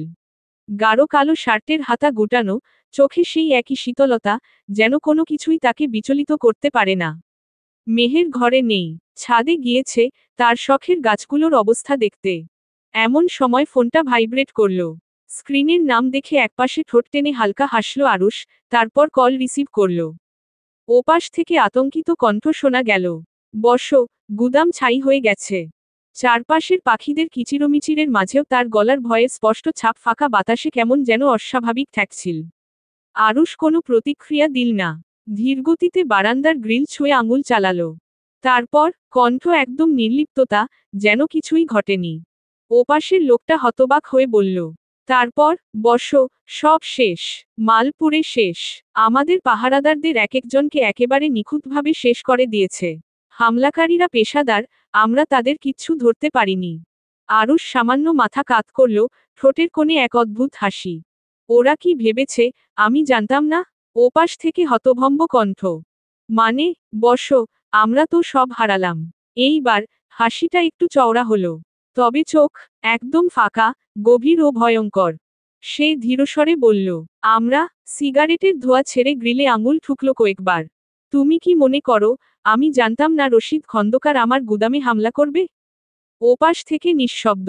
ওরা যা পুড়িয়েছে, তার কোনো দাম নেই। আমি শুধু অপেক্ষা করছিলাম, কখন সে চাল দেবে। আর আমি মাতো দেব। কল কেটে দিল আরুষ। মেহেরের প্রবেশ ঘটে তক্ষুনি। সকৌতুক স্বরে প্রশ্ন ছুড়ে সে। কে কাকে মাতো দেবে মিস্টার শেখ? আরুষ তার মুখের অভিব্যক্তি সহিত প্রশ্ন করল। স্পাইগিরি করছো? আড়ি পেতে শুনছিলে নাকি? আসছিলাম তখন কানে বাজল। মুখে রহস্যময় হাসি দিয়ে আরুষ বলল, কানে বেশি শুনছ, ময়লা সাফ করো। উদ্ধৃতি চিহ্ন। এড়িয়ে যাওয়ার কৌশল ভালো কিন্তু কাজে দিল না। আরুষ উত্তর দিতেই যাবে তক্ষুনি মেহের ডাক আসে। মা রান্নাঘরে ডাকছে সাহায্য করতে। মেহের ছুটে বেরিয়ে গেল, যেতে যেতে এক পলক তাকায় সে। এই দৃষ্টিতে কতই না কৌতূহল। _35 ড্রয়িং রুমে আড্ডা জমে উঠেছে। মেহের এবং মেহেরের মা রান্নাঘরে ব্যস্ত, আর মাহি আরুষের সামনে বসেছে একটা বড় অ্যালবাম নিয়ে। দেখো ভাইয়া, ছোটবেলায় আপু কেমন ছিল? মাহি মজা করে বলল, আর পৃষ্ঠা উল্টাতে লাগল। ছোটবেলার ছবিতে মেহেরকে দেখে আরুষ একটু মৃদু হাসি দিল। অদ্ভুত ব্যাপার, মেয়েটার চোখে তখনও একই রকম জেদ, শক্তপোক্ত একটা ভাব ছিল। তারপর মাহি অন্য একটা পৃষ্ঠা উল্টিয়ে আরুষকে দেখিয়ে বলল, এটা আমার আব্বুর ছবি। আব্বু একজন বড় সাংবাদিক ছিল জানো? আমি যখন খুব ছোট, তখন অ্যাক্সিডেন্টে মারা যান। আরুষের আঙুল থমকে গেল ছবির ওপর। বুকের ভেতর শীতল একটা শিহরণ বয়ে গেল, যেন মুহূর্তের জন্য শরীরটা পাথর হয়ে গেছে। ছবিটা দেখেই সে চিনতে পেরেছে। নৌশাদ হোসাইন। পরিচিত নাম, পরিচিত মুখ, যা কেবলই ছবি নয়, একটা অতীত, কারো পাপের ইতিহাস। আরুষের মস্তিষ্ক উত্তেজিত হয়ে দ্রুত কাজ করছিল, কিন্তু মুখে একচুলো অনুভূতি প্রকাশ পেল না। চিরাচরিত নির্লিপ্ততা বজায় রেখে সে চোখ সরিয়ে নিল। মাহি তখনও বলছিল, আব্বুর মতো মানুষ খুব কম হয় জানো ভাইয়া? আপু এখনো আব্বুর কথা বললে কেঁদে ফেলে। আরুষ হালকা মাথা ঝাঁকাল, কিছুটা অন্যমনস্ক হয়ে। কিন্তু তার ভেতরে একটা প্রচণ্ড ঝড় বইছে।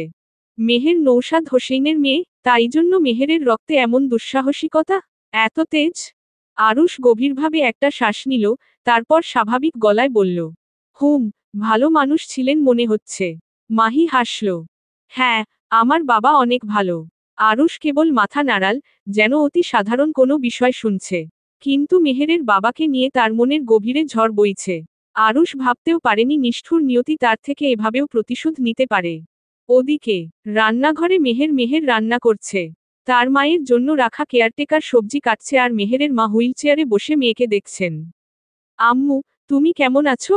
মেহের শাড়ির আঁচল সামলে কুন্তি নাড়তে নাড়তে বলল। তার মা হাসলেন। তুই তো জানিস, তোদের দেখলেই ভালো থাকি। তোদের ছাড়া ঘর খালি লাগে। মেহের হেসে ফেলল। আমি ঘন ঘন আসব মা। তার মা মেহেরের দিকে একদৃষ্টিতে তাকিয়ে প্রশ্ন করলেন। আচ্ছা, তুই কি সুখী? প্রশ্নটা এতটা অপ্রস্তুত করে দিল যে মেহের থমকে গেল। এক মুহূর্ত চুপ থেকে বলল। থাকবো না কেন, আমি খুব ভালো আছি আম্মু। তার মা চোখ সরু করে তাকালেন, যেন মেহেরের ভেতরটা দেখতে চাইছেন। আরুষ কেমন ছেলে? মেহের চুপ করে রইল কয়েক সেকেন্ড। তারপর মৃদু হেসে বলল। কেমন আবার হবে, ঠিকঠাক ধরনের, একটু বদমেজাজি, কিন্তু তোমার মেয়ের সামনে কিছু না। আন্ডারস্কোর 36। ড্রয়িং রুমের আলো, মৃদু কথা, হাসির রেশ, সব মিলিয়ে এক উষ্ণ পরিবেশ। কিন্তু আরুষের জন্য যেন সময়টা থমকে গেছে। সে বসে আছে নিস্তব্ধ, চোখ বন্ধ অ্যালবামের ওপর। বাইরে থেকে তাকে দেখে মনে হবে সে কেবল গাঢ় চিন্তায় ডুবে গেছে। কিন্তু বাস্তবে তার ভিতরে এক ভয়ঙ্কর ঝড় বইছে। নৌশাদ হোসেইনের মেয়ে তার বউ। এই সত্যি আগে জানলে আরুষ সাবধান হয়ে যেত। থামিয়ে দিত মেহেরকে, তার অনুভূতিকে। কিন্তু এখন অনেক দেরি হয়ে গেছে। আরুষের আঙুল মুঠো হয়ে আসে। ঠোঁটের কোণে এক অস্পষ্ট টান, যা হয়তো ব্যঙ্গাত্মক, হয়তো বিষাদময়। মেহের জানে না, তার বাবার মৃত্যু কোনো দুর্ঘটনা ছিল না। তার বাবা খুন হয়েছে। জানে না, তার বাবার মৃত্যুর সাথে তার স্বামী জড়িয়ে। মেহের যদি জানতে পারে, তার বাবা শুধু মারা যায়নি, তার মৃত্যু পরিকল্পিত ছিল। আর সে যদি জানতে পারে, আরুষ ঘামছে। তার বুকের ভেতর একটা অস্পষ্ট যন্ত্রণা হচ্ছে। নিঃশ্বাস আটকে যাচ্ছে, যা আগে কখনো সে অনুভব করেনি। সামনে বসে থাকা মাহি তখনও গল্প বলছে, হাসছে। কিন্তু আরুষ সেসব শুনতে পাচ্ছে না। তার মস্তিষ্ক কেবল একটা কথাই ঘুরেছে ফিরছে। মেহের যদি জানতে পারে, তাদের সম্পর্কে নেমে আসবে ভয়াবহ ধ্বংস। সে মেহেরকে চেনে, তাকে ছেড়ে দেওয়ার মেয়ে মেহের নয়। সত্যি সব তছনছ হয়ে যাবে। আরুষ এবার উঠে দাঁড়ালো। চোখ গেল রান্নাঘরে ব্যস্ত মেয়েটার দিকে, যে কিছুই জানে না। আজ না হয় কাল, একদিন সে জানবে। সত্য কখনো চাপা থাকে না। আর সে জানে, যখন মেহের জানবে, তখন সে কাকে সবচেয়ে বেশি ঘৃণা করবে। একটা ভয়, এই ভয় তার মতো পাষাণ মানুষকেও আজ টলিয়ে দিচ্ছে। হায় নিয়তি, প্রকৃতির এহেন প্রতিশোধ না নিলে কি হতো না? রাতের অন্ধকার ঘর এক গহীন, নিঃশব্দ শূন্যতায় ডুবে আছে। জানালার পর্দা কতটুকু উন্মুক্ত, বাইরের গাঢ় অন্ধকার মিশে গেছে ছায়ায়। এক প্রকার নীরবতা চারপাশে, পৃথিবী যেন নিজেও নিঃশব্দ। মেহের ঘুমিয়ে থাকা আরুষের পাশে। একটুও নড়াচড়া না করে নিঃশব্দে নিজের ফোন হাতে নিল। তার মনের ভিতরের ভীষণ কৌতূহল জেগে উঠেছে। উত্তরগুলো যেভাবে হোক পেতে হবে। আরুষ গভীর ঘুমে আচ্ছন্ন, নিঃশ্বাসের শব্দ ছাড়া আর কিছু শোনা যায় না। মেহেরের হাতে মোবাইল। চুপচাপ সে স্ক্রিনের দিকে তাকিয়ে থাকে, আঙুলগুলো স্বাভাবিক গতিতে চলে, কিন্তু মনের গভীরে এক অস্থির স্রোত চলছে। মেহেরের আঙুল অসহায়ভাবে স্ক্রিনের উপর সরে যাচ্ছিল। একের পর এক বাক্য, এক একটা বাক্য যেন তার শিরদাঁড়া বেয়ে ঠান্ডা স্রোতের মতো নেমে আসছিল। আমি কি পাগল? তারা তাই বলে। কিন্তু আমি তো জানি, আমি ঠিক আছি। আমিই ঠিক। রাতের অন্ধকার সুন্দর, তাতে রক্তের লাল রং ভালো মিশে। মেহের থমকে গেল। ঠোঁট শুকিয়ে আসছে, আঙুল কাঁপছে, গলাও শুকিয়ে এলো। বুকের ভেতর কোথাও একটা চাপ চাপ অস্বস্তি জমে উঠেছে। রক্ত? বইয়ে পড়েছি, মানুষের বিবেক বলে কিছু থাকে। কই, আমি তো পাইনি। শ্বাস টেনে নিল মেহের। হাতের তালু ঘামছে। রক্তের গন্ধে নয়, আসল আনন্দ তাদের ভয়ার্ত চোখে থাকে। তার আঙুল থেমে গেল। বুকের ভেতর ধুকপুক বাড়ছে। আমি কখনো হাত কাঁপাইনি, আজও না। বাক্যটা পড়তেই নিঃশ্বাস বন্ধ হয়ে আসছিল। হাত কাঁপেনি? কখন? কিসের জন্য? মেহেরের ঠোঁট কাঁপছিল। কিন্তু সে পরের স্ক্রিনে গেল। কারো চোখে জ্বলতে থাকা আগুন সুন্দর। শ্বাসরোধ করতে বেশি সময় লাগে না। শুধু জানতে হয় কখন থামতে হবে। মেহেরের বুক কেঁপে উঠল। শরীরে শীতল স্রোত বয়ে গেল। শ্বাসরোধ, সে ধীরে ধীরে নিজের ঠোঁট চেপে ধরল। কপাল ঘামে ভিজে উঠছে। কেউ চাইলেও পালাতে পারে না। ইঁদুরের দৌড় শেষ হয় ফাঁদের সামনে গিয়ে। মেহেরের আঙুল শক্ত হয়ে এলো। এক মুহূর্তের জন্য হ্যালুসিনেশন হলো, মনে হচ্ছে যেন এই স্ক্রিনের ভেতর থেকেই কেউ তাকে দেখছে। তারা ছুটে হাসি পায়, শেষটা সবাই জানে, তবু প্রাণপণে ছুটে। মেহেরের নিঃশ্বাস অগোছালো হয়ে গেল। এই লেখা, এটা শুধু এলোমেলো ডায়েরি নয়। এটা এটা একটা অসুস্থ মস্তিষ্কের অন্ধকারতম দিক। কাঁচ ভাঙার শব্দ আর হাড় ভাঙার শব্দ প্রায় একই রকম। পার্থক্য শুধু অনুভূতিতে। কেউ মরতে চায় না, কিন্তু আমার হাত ধরে ওরা শান্ত হয়ে যায়। খুব শান্ত। মেয়েটার চোখে ধাঁধা লেগে আসছে। আর পড়তে পারছে না, কিন্তু হাত থামাতেও পারছে না। আমিই নেই। কেউ যেন আমার ভেতর ঢুকে আমায় কন্ট্রোল করা শুরু করেছে। কারণ আয়নার ওপাশে যা দেখি, সেটা আমার প্রতিবিম্ব নয়। হাত থেকে প্রায় ফোনটা পড়েই যাচ্ছিল। মেহেরের হাত ঠান্ডা হয়ে গেছে। চারপাশে কেমন জানি অন্ধকার অনুভূত হচ্ছে। মুখে এক টুকরো হাসি, কিন্তু চোখে স্রেফ ঘৃণা। কেমন লাগছে জানি না, শুধু অনুভব করছি, আমি নেই। ভয়ের নির্দিষ্ট সংজ্ঞা হয় কিনা আমি জানি না, হয়তো মানুষ যখন তার নির্মম পরিণতি জানে, ঘামতে থাকে, তখনই তাকে ভয় গ্রাস করে। মেহের সত্যিই আর পারছিল না। ওর নিঃশ্বাস দ্রুত উঠানামা করছে। আমি প্রতিশোধ নেই না, শুধু নিঃশেষ করে দিই। তুমি মরবে না, অন্তত এখনই না।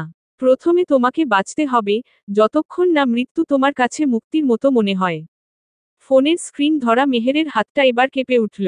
বুকের ভেতর প্রকাণ্ড ধুকপুক শব্দ। মেহের চোখ বন্ধ করে ফেলল এক মুহূর্তের জন্য। এই লেখাগুলো এত ভয়ঙ্কর। এগুলো কি সত্যি কোনো অন্ধকারের ইঙ্গিত? নাকি শুধু এক পাগলের এলোমেলো চিন্তাধারা? না, বাড়ি গিয়ে সবার আগে লকার খুলতে হবে। ওখানে কোনো ক্লু থাকতে পারে।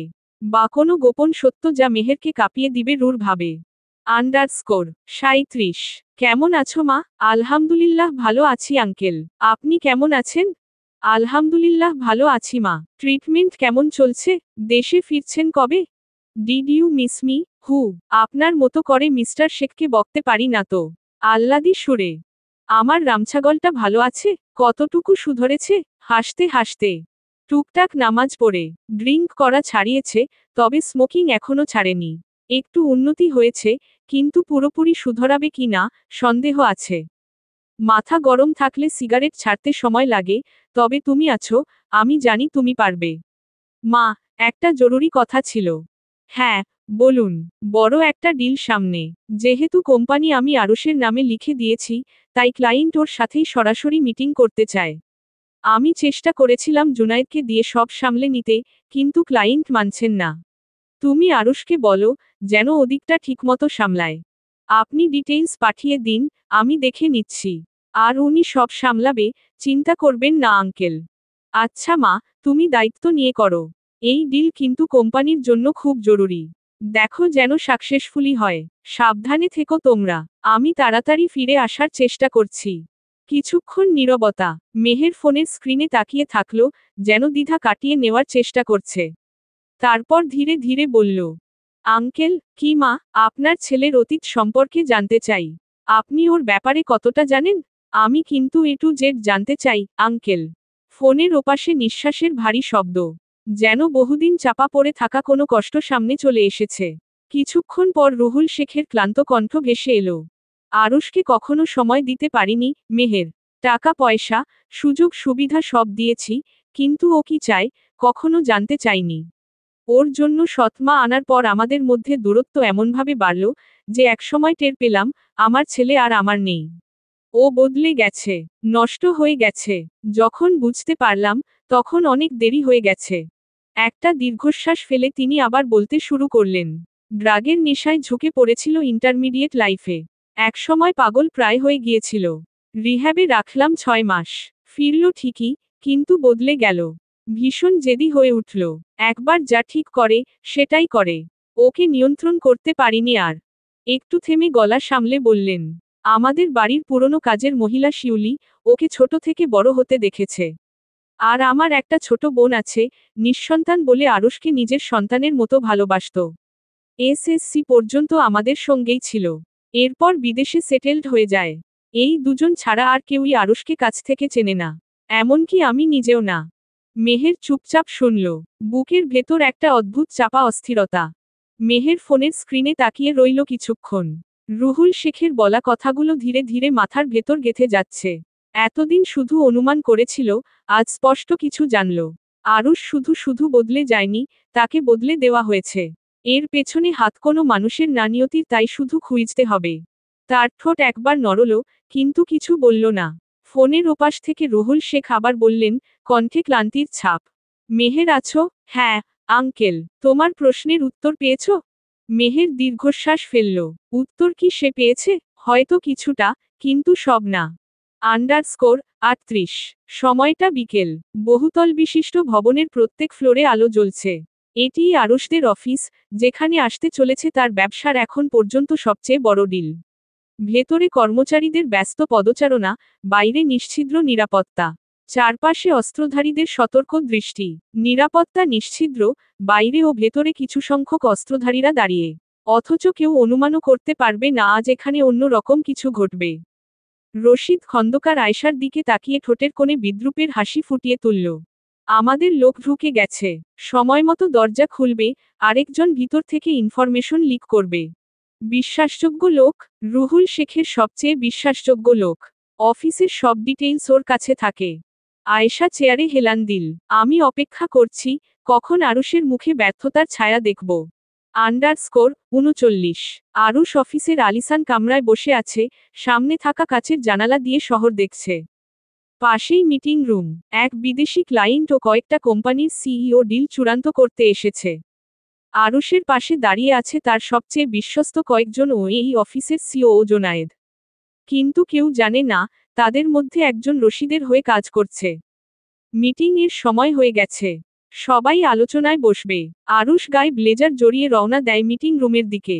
গিয়ে বসে মালিকের চেয়ারটায়। হঠাৎ অফিসের লাইট একটু ঝলসে উঠল। ঠিক তখনই একটা গুলির শব্দ।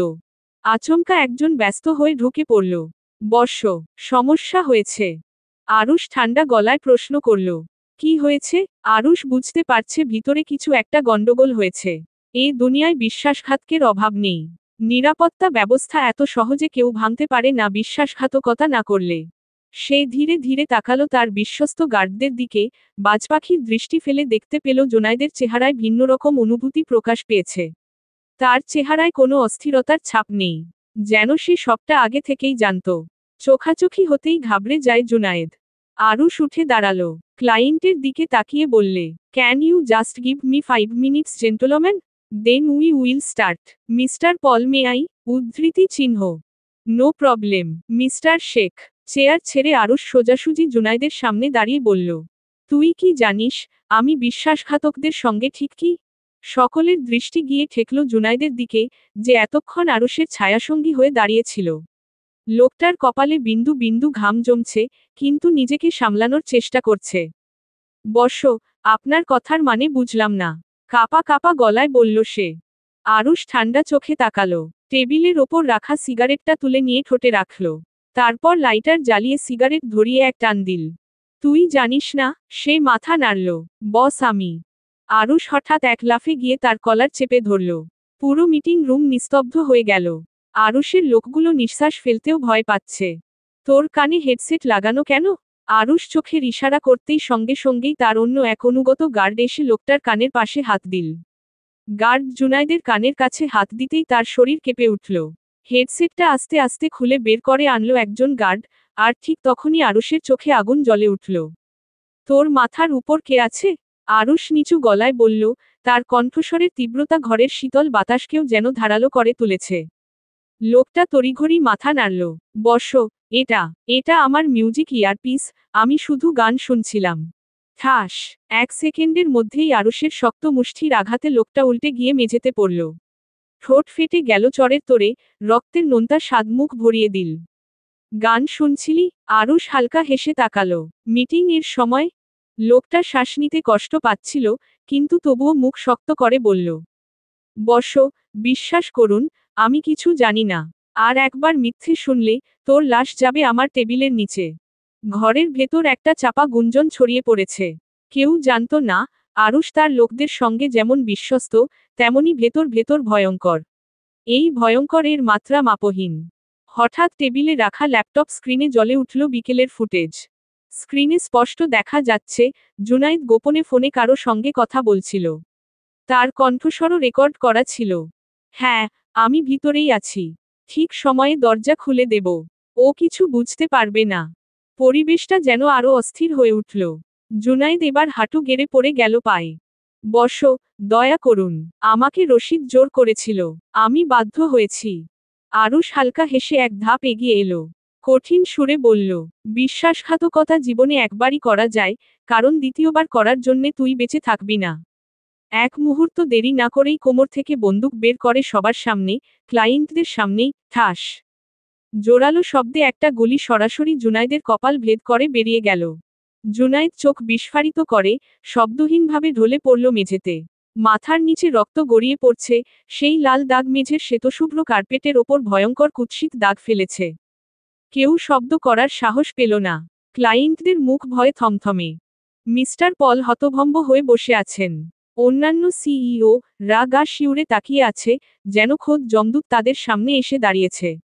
আরুষ ধীর পায়ে এগিয়ে গিয়ে তার চেয়ারে বসল, বন্দুক টেবিলের উপর রেখে দিয়ে ঠান্ডা গলায় বলল, so, gentleman, let's proceed with the meeting. Shall we? কেউ কোনো শব্দ করল না। থমথমে আমেজে মিটিং শুরু করল। তাদের হৃৎপিণ্ড তখনও ধুকধুক করছে। আতঙ্কে গা ঘামছে, যদি বন্দুক থেকে আরেকটা গুলি তাদের উপর চলে। আন্ডারস্কোর 40। রাত গভীর। জানালার কাছে কুয়াশারা বৃষ্টির ফোঁটা হয়ে পড়ছে ধীরে ধীরে, যেন সময়ও একটু থেমে গেছে। ঘরটা আধো অন্ধকার। মেহের হাত গুটিয়ে বুকের কাছে জড়ো করে দাঁড়িয়ে আছে জানালার ধারে। ঠোঁটে একচিলতে বিদ্রূপ, চোখের গভীরে অদ্ভুত তাচ্ছিল্য। শুনেছি আপনার গোডাউন পুড়ে ছাই হয়ে গেছে। অথচ আপনি দিব্যি চিল করে বেড়াচ্ছেন। আপনার মতো মানুষ দুটো দেখিনি, মিস্টার শেখ। তার কণ্ঠে বিস্ময় নেই, বরং একটা শীতল উদাসীনতা। আরুষ ল্যাপটপে কিছু মেইল চেক করছিল। মেহেরের কথায় কুটিল হাসল, সেই পরিচিত, প্রলয়ঙ্কারী, দাম্ভিক হাসির প্রদর্শন। দেখবে কি করে, আমি মাস্টারপিস। অতঃপর ল্যাপটপ রেখে দিয়ে হাই তুলে বলল, গোডাউনের কিছুই ছিল না, টেনশন নেওয়ার মতো ডিস্ট্রয় হয়নি। একটা মুহূর্ত থেমে, আবার ধীর স্বরে বলল, ওসব বাদ দাও, এখন কাছে আসো তো। মনটা কেমন ছুঁই ছুঁই করছে। আরুষের গলা নরম, অথচ দাবিদার। মেহের ভ্রু উঁচিয়ে তাকালো, ঠোঁটের কোণে বিদ্রূপের ছোঁয়া। ভালোবাসেন না, কিভাবে কাছে টানেন, অনুভূতি কাজ করে? আরুষ এবার উঠে দাঁড়িয়ে আরেকটু সামনে এগোলো। দৃষ্টি ঘন, গভীর। করে, করে, টেস্টোস্টেরন ব্যাপক কাজ করে, আমি কি পরিমাণ ফিল করি, তোমার আইডিয়া নেই মেহেরজান। তার গলায় রসিকতা, অথচ একটা ইঙ্গিত। মেহের তাচ্ছিল্যের হাসি দিল, চোখের গভীরে উপহাসের ছায়া। আরুষ ধীর পায়ে এগিয়ে এলো, একেবারে মেহেরের গা ঘেঁষে দাঁড়ালো। এতটাই কাছে যে ওর উষ্ণ শ্বাস মেহেরের কানের পাশে আছড়ে পড়ছে। আরুষের ঠোঁটে এক অদ্ভুত নেশা খেলে গেছে, সে মেহেরের গালে ঠোঁট ছুঁয়ে বলল, ভালোবাসি না, আমি ভালোবাসতে জানি না, জান। কিন্তু তোকে আমি ভালোবাসার চেয়েও বেশি চাই। কারণ তুই আমার নেশা, যা আমি রোজ করতে চাই। মেহের ধীরালয়ে চোখ সরাল, বিদ্রূপের স্বরে বলল, আমি আপনার চাহিদা মাত্র। এটাকে ঠিকঠাক চাওয়া বলে না।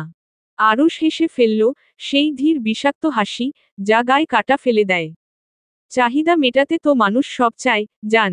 যেমন তুমি চাও আমায় পরিবর্তন করতে, এটা তোমার চাহিদা। বাবা চায় আমি তার ব্যবসা সামলাই, এটা তার চাহিদা। আর আমি চাই তোমায়। এটা আমার চাহিদা। পৃথিবী দেওয়া নেওয়ার উপরই চলে। মেহের চোখ সরিয়ে জানালার দিকে তাকালো। তারপর ধীরে বলল, আচ্ছা, বিনিময়ে আমায় কি দিয়েছেন? আরুষ এক মুহূর্ত থেমে গেল, তারপর তার ঠোঁটে রহস্যময়ী হাসি ফুটে উঠেছে। এখনো দেইনি। তুমি বললে দিতে পারি। সেটা কি? আমার অস্তিত্বের চিহ্ন। মেহের কপাল কুঁচকালো, সরাসরি চোখের দিকে তাকালো। বিরক্ত নিয়ে বলল, খোলাসা করে বলুন। বনিতা আমার ভালো লাগে না। আরুষ এবার আরো নিচু গলায় ফিসফিস করল, চোখের গভীরে দখলদারি নিয়ে বলল, আমার বাচ্চা, এর চেয়ে বড় গিফট তোমার জন্য হতে পারে না মেহেরজান। বজ্রপাতের মতো মেহেরের শরীর জমে গেল। মুহূর্তের জন্য তার নিঃশ্বাস বন্ধ হয়ে গেল। এক ঝটকায় সে আরুষের কাছ থেকে ছিটকে সরে এলো, কপালে বিরক্তির ভাঁজ, গলায় স্পষ্ট অস্বীকার। আমি আপনার সাথে থাকতে আসিনি। বাচ্চার প্রশ্নই আসে না। আরুষ কুটিল হাসি দিয়ে বলে, বাবা চাইছিল। তুমি না মীর জাফরের সাথে চক্রান্তকারী ঘসেটি বেগম। নবাবকে পরাজিত করতে মীর জাফরের আদেশ মানবে না? মেহের চোখ রাঙিয়ে তাকালো, ঠোঁটের কোণে তীব্র বিদ্রূপ। ঢং করবেন না, ঘুষি মারব। আরুষ ভ্রু উঁচিয়ে তাকালো, যেন এতে তার বিন্দুমাত্র ভয় নেই, বরং আরও কিছুর স্পষ্ট ইঙ্গিত আছে। মারামারি বেডে করলে সুবিধা হয় না? চোখ টিপে মেহের রাগে ফেটে পড়ল, হাত তুলতে গিয়েও থেমে গেল হাত। স্বামী নামক প্রাণীকে মারতে নেই, পাপ লাগবে। তবে চোখ দুটো ক্রোধে জ্বলছে। দাঁত কিরমির করে বলল সে। নষ্ট পুরুষ। আরুষ আরেকটু এগিয়ে এসে মিশে গেল মেহেরের সাথে। একেবারে তার কানের পাশে ফিসফিস করে জানালো, তোমারই তো এই শরীরের প্রতিটা কোণা আমার চেনা দরকার, মেহেরজান। কোথায় ছুলে তুমি কাঁপবে, কোথায় ছুলে তোমার শ্বাস বন্ধ হবে, সব জানবো আমি। আরুষের গলার স্বর এতটাই গভীর, এতটাই নেশামো যে মেহেরের শ্বাস অগোছালো হয়ে গেল এক মুহূর্তের জন্য। দ্রুত কয়েক কদম পিছিয়ে গেল। চোখে ঘৃণা নেই, কিন্তু বিদ্রূপের ঝিলিক স্পষ্ট। ঠোঁটের কোণে চাপা তাচ্ছিল্য। আপনি আসলেই দুঃসহ। এই পৃথিবীর সবচেয়ে বিরক্তিকর মানুষটা আপনি, মিস্টার শেখ। আরুষ একটু বাঁকা হাসল, যেন ওরকম অভিযোগ সে রোজ শোনে। জানি, কিন্তু দুঃসহ জিনিসগুলোকেই মানুষ সবচেয়ে বেশি মনে রাখে, তাই না? তীক্ষ্ণ দৃষ্টিতে মেহের চোখ সরিয়ে নিল। আপনার এসব কথায় আমি বিভ্রান্ত হব না। আরুষ এবার একটু ঝুঁকে এলো, এতটাই কাছে যে মেহের অনুভব করল ওর শরীরের উত্তাপ। তুমি বিভ্রান্ত হবেই বা কেন? তুমি তো জানো আমি কি চাই। মেহের দাঁতে দাঁত চেপে তাকালো ওর দিকে। আপনার চাওয়ার সাথে আমার কোনো লেনাদেনা নেই। সুজির কাছে যান। উদ্ধৃতি চিহ্ন। আরুষ শক্ত করে মেহেরকে চেপে ধরে। গভীর গলায় ফিসফিস করে বলে, তুমি থাকতে সুই কেন? ওর মধ্যে আমায় জ্বালানোর আগুন নেই, যা তোমার মধ্যে আছে। মেহের ধাক্কা দিয়ে সরতে গেল, কিন্তু ওর কবজিটা ওর শক্ত হাতে আটকে আছে। ছাড়ুন, আপনার জন্য আগুন বিপজ্জনক। উদ্ধৃতি চিহ্ন। আরুষ থামল না, ছাড়ল না মেহেরকে। জোর করে মেহেরের চিবুকটা ধরে তুলে ধরল, তার চোখের দিকে তাকিয়ে নিঃশ্বাস ফেলল ধীরে। ভালোবাসতে জানি না, ঠিক। কিন্তু তোমার জন্য আমার ভেতরটা জ্বলে। আমি চাই না তোমার কথা ভাবতে, চাই না তোমাকে মনে রাখতে।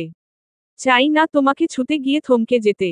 কিন্তু আমি পারি না, মেহেরজান। এই প্রথম আমার চাওয়ার বাইরে তোমায় আমি বেশি বেশি চেয়ে ফেলছি। আরুষের গলা এতটাই ভারী, এতটাই গাঢ়, যেন শুধু কথাগুলোই নয়, তার মধ্যেকার আকাঙ্ক্ষাগুলোও মেহেরকে ছুঁয়ে চাইছে। মেহের নিঃশ্বাস বন্ধ করে তাকিয়ে রইল কিছুক্ষণ, তারপর শক্ত কণ্ঠে বলল, আপনি যা চান, আমি তা চাই না। কখনো চাইব না। উদ্ধৃতি চিহ্ন। আরুষ এক হাতে মেহেরের ঠোঁট স্লাইড করছে। চোখে গভীর রকমের নেশা খেলা করছে। তুমি জানো তোমার চাওয়া না চাওয়ায় আমার ইন্টেনশন চেঞ্জ হবে না। জোর করতে পছন্দ করি, জান। ওত ভালো মানুষ আমি নই। Please cooperate. উদ্ধৃতি চিহ্ন। খুন করে ফেলতে ইচ্ছে করছে। আগুন দৃষ্টিতে। তোমায় স্পর্শ করার অপরাধে? একটু থেমে। তাই যদি হয় তাহলে বলবো মেরাই ফেলো। কেননা আমৃত্যু এই অপরাধ আমি বারংবার করব। অতঃপর আরুষের ফিসফিসানি শোনা গেল। ডেসপারেটলি আই ওয়ান্ট ইউ জান। চলবে। কেমন লাগলো জানাবেন। মন মতো মন্তব্য না পেলে আমি কিন্তু আবার খারাপ হয়ে যাব।